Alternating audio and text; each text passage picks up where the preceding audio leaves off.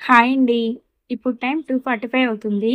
ఇంకాసేపట్లో మేము శ్రీశైలం స్టార్ట్ అవుతాము. మా పిల్లలు చూసారా ఎంత చక్కగా రెడీ అయ్యారో! నేను వీడియో తీస్తుంటే నాకు బాయ్ చెప్పేసి బయటికెళ్ళి ఆడుకుంటున్నారు.